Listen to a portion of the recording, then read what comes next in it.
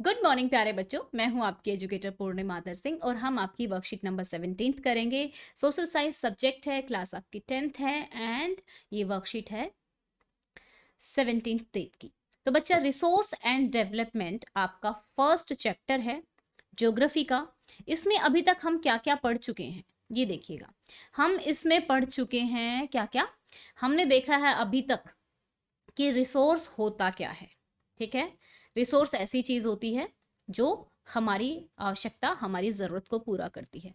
फिर हमने type of resources के बारे में जाना।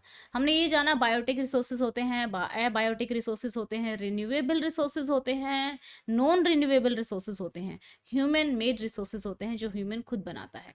तो अभी हम बात करेंगे यहाँ पे कि जो रिसोर्सेज हैं उनका कंजर्वेशन बहुत ज़रूरी है। ठीक है, उनको मेंटेन करके रखना बहुत ज़रूरी है, नहीं तो आने वाली जनरेशन के लिए बहुत मुश्किल हो जाएगा जीना। अगर देखा जाए तो आपके जो मम्मी पापा हैं या दादा दादी हैं ये कहते होंगे कि हमारा एनवायरनमेंट तो बहुत अच्छा था, हमें तो शुद्ध हवा मिलती थी, हमें तो खाने पीने में भी इतने केमिकल्स नहीं मिलते थे जितने आजकल। मोस्ट ऑफ द टाइम जो एक डायलॉग रहता है सबका, ये रहता है कि भाई खाना पीना बहुत ख़राब है आजकल का, ऐसा बोलते हैं ना। तो क्या होता है बच्चा कि ये खाना पीना किसने खराब किया? हम लोगों ने ही खराब किया। अगर हम अभी भी एनवायरनमेंट पे ध्यान नहीं देंगे तो जो हमारे बाद जो बच्चे आने वाले हैं, जो आप लोग हो, जब आप बड़े होगे 15 साल बाद हमारी स्टेज में आओगे, तब आपको ये लगेगा अब तो बिल्कुल ही सब कुछ खराब हो चुका है। हवा भी अब तो खरीद के लेनी पड़ेगी। जैसे कोविड के टाइम में हवा ही तो खरीदी जा रही थी, ऑक्सीजन के सिलेंडर्स ही तो यूज़ किए जा रहे थे।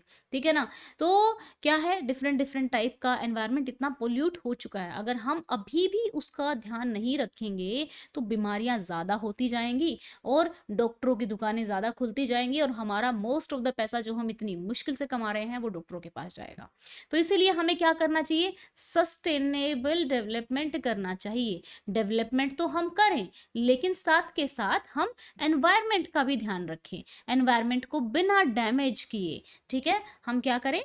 बिना डैमेज किए हम डेवलपमेंट करें, बिना डैमेज, डी डी, बिना डैमेज के डेवलपमेंट। ठीक है, प्रेजेंट पीएफ, ठीक है ना, पीएफ का अकाउंट खुलवाते हैं ना, तो प्रेजेंट को ध्यान में रखते हुए, फ्यूचर को ध्यान में रखते हुए हम क्या करें? प्रेजेंट में चीज़ों को यूज़ करें।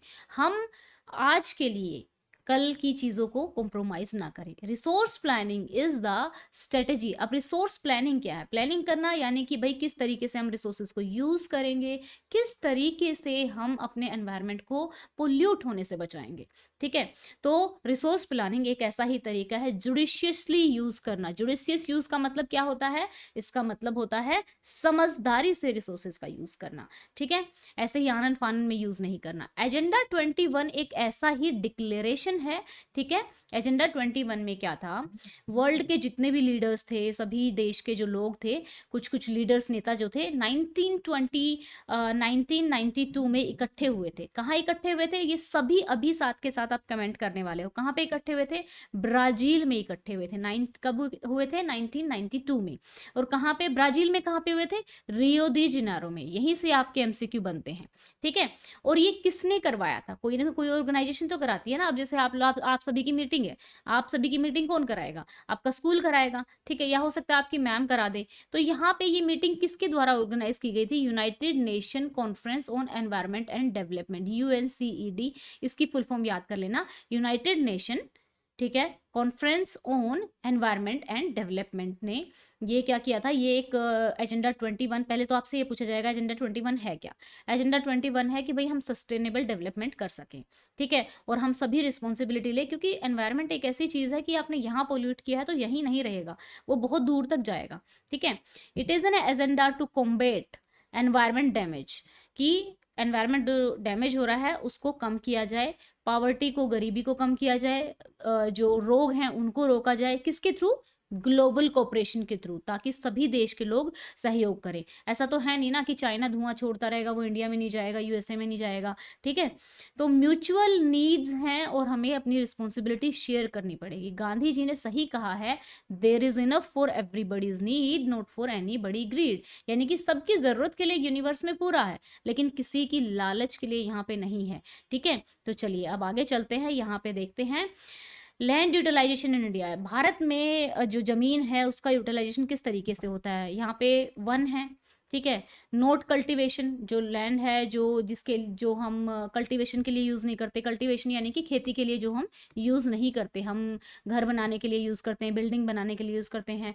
फैलो लैंड्स जो है, जो खाली पड़ी है 4-5 साल के लिए खाली छोड़ दी गई है ताकि उसकी उर्वरता शक्ति बढ़ जाए। फिर permanent pasture land and grazing land, permanent pasture land की भाई जो चरवाहा के लिए छोड़ दी गई है। फिर नेट सोन एरिया, जो जहाँ पे खेती की जाती है, जहाँ पे खेती की जाती है, ठीक है, यहाँ पे नहीं की जाती है।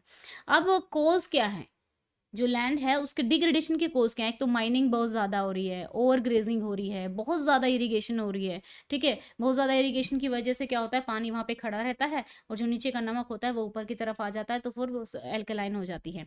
इंडस्ट्रियल पोल्यूशन, ठीक है, और डिफोरेस्टेशन वगैरह, क्योंकि पेड़ पौधे काटे जा रहे हैं। तो बच्चा आप करते हैं इसके question answer. I hope so आप लोगों को अच्छे से समझ में आ रहा होगा।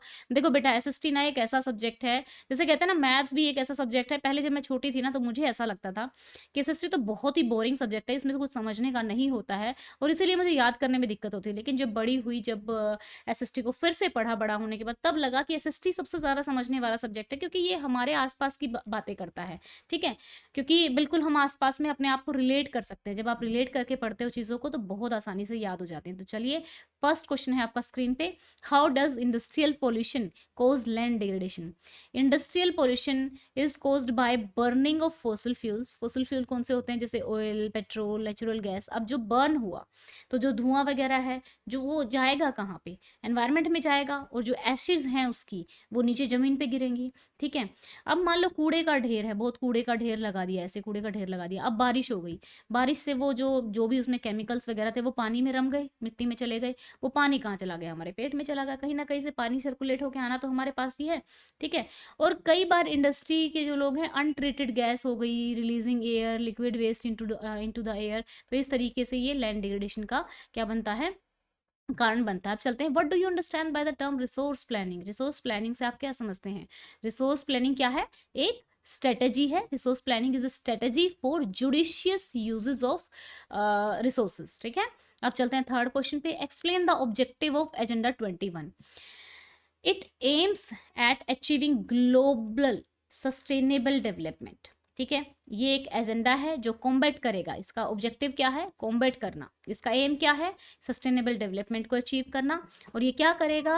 पॉवर्टी को खत्म करेगा, एनवायरमेंट डैमेज को खत्म करेगा और बीमारियों को लड़ने में, बीमारियों को खत्म करने में मदद करेगा। और इसके लिए चाहिए क्या? ग्लोबल कोऑपरेशन चाहिए, ठीक है। अब चलते हैं next, we have not inherited the world from our forefathers. हमने अपने फोरफादर का मतलब होता है अपने पूर्वजों से ना इनहेरिट नहीं किए कि भाई अब हमारी हो गई, अब हमें इसको किसी को नहीं देना, ठीक है ना। अब लेकिन हमने ये बोरो की है अपनी बच्चों से, ठीक है ना। तो क्योंकि हमें बच्चों को देनी है तो इसलिए हमें इसको संभाल के रखना है, हमने उनसे उधार ली है। तो इट मीन्स दैट रिसोर्सेज जो हम यूज कर रहे हैं, that you are using today, are not given to you by elder generation, they belong to the future generation. वो फ्यूचर जनरेशन से बिलोंग करते हैं। So we must use them in such a way that they are sufficient for the present. हमें इस तरीके से use करने चाहिए कि वो सफिशिएंट रहे प्रेजेंट और फ्यूचर दोनों के लिए। जस्ट थिंक, सोचो कि तुमने कोई चीज बोरो की है तो तुम उसको ध्यान से रखोगे ना।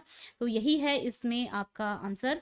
ओके बच्चों, तो ये हो गया हमारा फोर्थ आंसर भी। तो ये थी आपकी आज की वर्कशीट एंड इस वीडियो को आप लोग पहुंचाएंगे 500 लाइक्स तक, ओके। एंड अपने छोटे बहन भाइयों को बता देना 6th 7th 8th क्लास की वर्कशीट जो है जूम एजुकेशन लाइव वाले चैनल पे मिलेंगी अब से, क्योंकि बहुत ज़्यादा वर्कशीट होने की वजह से मैंने वहाँ पे उनका यहाँ पे कर दिया है ताकि उनको भी अपनी आसानी से वर्कशीट मिल सके। ओके बच्चों, thank you, have a nice day, may God bless you. अच्छे से पढ़ते रहो, आगे पढ़ते रहो, वर्कशीट को समझ के करते रहो।